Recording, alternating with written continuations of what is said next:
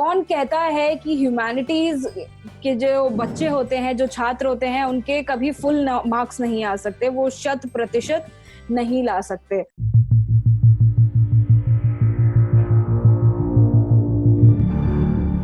तो क्योंकि ऐसा मैं इसलिए बोल रही हूँ, हमारे साथ में तुषार सिंह मौजूद हैं जिनके ह्यूमैनिटीज में और 12वीं कक्षा में 100% नंबर आए हैं, यानी कि 500 में से पूरे 500 नंबर उनको प्राप्त हुए हैं। तो आइए बात करते हैं तुषार से, जो कि डीपीएस बुलंदशहर के स्टूडेंट हैं।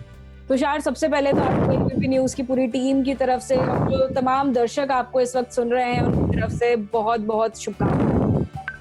Thank you very much ma'am.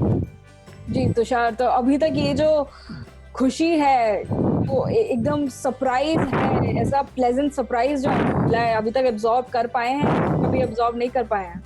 Ma'am अभी भी थोड़ा सा इट्स वेरी ओवरवेलमिंग एक्सपीरियंस, मुझे बहुत अच्छा लग रहा है एंड मुझे पहले विश्वास नहीं हुआ कि मेरे इतने नंबर आ गए। So it was a very enriching experience. तो इस बार जो है कोरोना वायरस की वजह से सीबीएसई ने ये डिक्लेयर किया कि औसतन नंबर जो है वो लगाए जाएंगे, जितने आपने पेपर्स दे दिए हैं उनका एवरेज लगाकर आपका रिजल्ट जो है वो डिक्लेयर किया गया है। तो ये जो है बाय चांस कहीं ना कहीं आपके बहुत ही फेवर में काम कर गया है। तो वो कई सारे स्टूडेंट्स जिनके इस बार फुल मार्क्स आए हैं, उनमें से आप भी वो भाग्यशाली स्टूडेंट हैं। तो इसके लिए कुछ खास तैयारी भी की थी? खास तैयारी तो नहीं मैम, सबका एक ही फॉर्मूला रहता है कि कंसिस्टेंट रहने का। हर दिन 6 घंटे पढ़ाई करते थे तो अच्छा आया रिजल्ट, और मेरे ख्याल से अगर सभी कंसिस्टेंटली पढ़ाई करेंगे तो उनका रिजल्ट अच्छा आएगा। हर रोज 6 घंटे यानी आपने अपने टाइम टेबल में सेट करे थे और उसको पूरा आप शिद्दत से फॉलो करते थे? यस मैम, कभी कभी 4 घंटे हो जाता था। 6 घंटे मतलब कर लेता था, कोशिश रहती थी। Yes ma'am. जी, उसके अलावा अगर हम बात करें तो बुलंदशहर में आप रहते हैं, कौन कौन है परिवार में, किस तरह से आपकी घर में मदद की गई? क्योंकि ऐसे में जब वायरस का समय भी है कि काफी मुश्किल वक्त रहा होगा, कैसे आपने कोप अप किया? काफी वायरस उस समय कम था, लेकिन उसका डर बहुत था उस समय। तो फिर I used to follow precautions, कि अलग रहता था मैं ताकि कोई ना हो। तब इतना फैल नहीं रहा था, लेकिन तब भी सावधानी बरती गई थी। और उस समय नॉर्मल माहौल था वैसे यहाँ पे तो, लेकिन तब भी सावधानी बरती गई थी। कौन कौन से सब्जेक्ट्स हैं आपके पास तुषार? मैम मेरे पास इंग्लिश कोर है, लैंग्वेज सब्जेक्ट था ये पहला, और मैम बाकी के ह्यूमैनिटीज के सब्जेक्ट थे, geography, history, political science and physical education. जी, तो आपका कौन सा पेपर बच गया था? मैम मेरा ज्योग्राफी का बचा था। सिर्फ ज्योग्राफी का बचा था? Yes ma'am. ज्योग्राफी जब आपके बाकी पेपर्स गए थे तो उसमें भी आप सोच रहे थे कि सभी में आपके 100 on 100 आ सकते हैं, या फिर कुछ ऐसा था कि हो सकता है कुछ मार्क्स लूज हो जाए?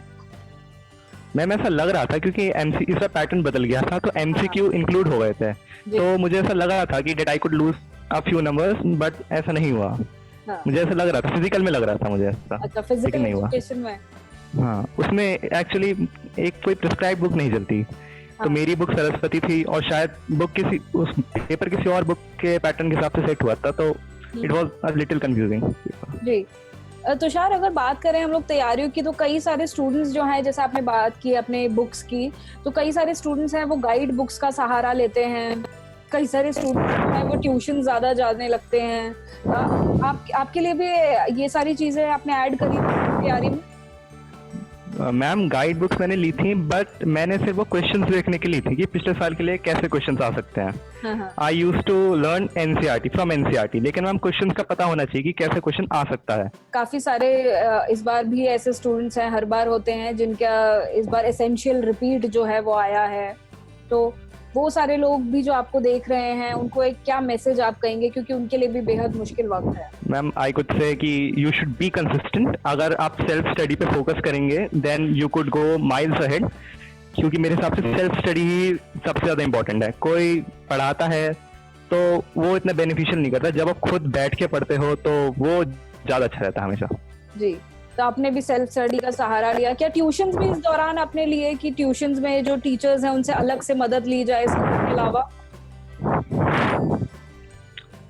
नहीं मैम, मेरे एक्चुअली सब्जेक्ट ह्यूमैनिटीज में ट्यूशन यहाँ पे बुलंदशहर में एक तो है नहीं, और ऊपर से मुझे कभी लगा नहीं कि मुझे ह्यूमैनिटीज में ट्यूशन की जरूरत है। साइंस मैथ में मैंने 10th में ट्यूशन लिया था, क्योंकि मुझे साइंस में समझ नहीं आती थी। अच्छा। इस वजह से मैंने 10th में लिया था। इस वजह से मैंने 10th में लिया था। 11th में लिया था मैंने ज्योग्राफी का। 11th की ज्योग्राफी हल्की सी टफ थी, फिजिकल ज्योग्राफी थी, हाँ। इसलिए वो हल्की सी ट्रिकी थी, तो मैंने उसके लिए लिया था। एक्चुअली ज्योग्राफी में थोड़ा मैथ का कॉन्सेप्ट भी था, स्टैटिस्टिक्स इंक्लूड हो जाती है कभी कभी, तो मैं कर लेता था मैथ, लेकिन तब भी मुझे नहीं लेना था ज्योग्राफी। थोड़ी सी मुश्किल होती थी। Yes ma'am. जी, तो अब क्या आपने सोचा है कि फ्यूचर में कौन सा कोर्स लेना है, या फिर क्या एम्बिशंस हैं, इस बारे में अभी सोचा है, या is it too early to ask? Ma'am मेरा एम यूपीएससी ही है, तो मैं बीए ऑनर्स करना चाहता हूँ अभी हिस्ट्री सब्जेक्ट से। So I will apply in DU. मैंने अप्लाई कर दिया है वैसे। अब अगर मैं देखूंगा मेरे किस यूनिवर्सिटी में होगा, हिंदू या सेंट स्टीफन में आई वांट टू गो। अच्छा, हिंदू या सेंट स्टीफन आपकी प्रायोरिटी रहेगी? Yes ma'am. Yes ma'am. जी, एक आखिरी सवाल भी ये पूछ लेते हैं तुषार, अब क्योंकि लॉकडाउन है, जश्न तो आप बाहर जाके नहीं कर सकते हैं, इतने अच्छे नंबर आपके परसेंटेज आपकी फुल आई है, 100% आए हैं आपके मार्क्स, तो किस तरह से घर पे पार्टी हो रही है? मैम अभी घर पे तो नहीं हो रही, लेकिन सब बहुत खुश हैं। हाँ। और सभी वैसे पार्टी मांग रहे हैं। हमारे प्रिंसिपल सर ने वादा कर रखा है हमसे कि पहले ही वादा कर दिया था कि अगर कोई टॉप करेगा तो सभी को पार्टी मिलेगी, तो वही पार्टी देंगे। फेवरेट सब्जेक्ट कौन सा है? Ma'am my favourite subject is history. History? अच्छा, हिस्ट्री बहुत अच्छी लगती है। Yes ma'am. जो कई सारे लोगों को बड़ी मुश्किल लगती है, लोगों को लगता है डेट्स याद करना काफी मुश्किल होता है, तो हिस्ट्री कैसे फेवरेट है और कैसे आप उसमें सारी चीजें जो है याद करते हैं? मैम हिस्ट्री कई बार बहुत मैकेनिकल वे में पढ़ाई जाती है, तो वो बोरिंग लगने लगती है, लेकिन अगर हिस्ट्री स्टोरी के रूप में पढ़ी जाए तो then it's a very interesting subject. Yes ma'am, teachers बहुत अच्छे मिले मुझे डीपीएस में सारे, इस वजह से मैं कह सकता हूँ कि उन्हीं को श्रेय जाता है, उन्होंने बहुत अच्छे से मुझे गाइड किया। So I give my credit to my teachers. तो बहुत बहुत शुक्रिया तुषार आपका एबीपी न्यूज अनकट से बात करने के लिए, और कांग्रेचुलेशंस आपको फिर से हमारी पूरी टीम की तरफ से, और जो जितने भी दर्शक आपको देख रहे हैं काफी इंस्पायर्ड वो लोग फील कर रहे होंगे इस वक्त। Thank you so much. Thank you very much ma'am. ABP news आपको रखे आगे।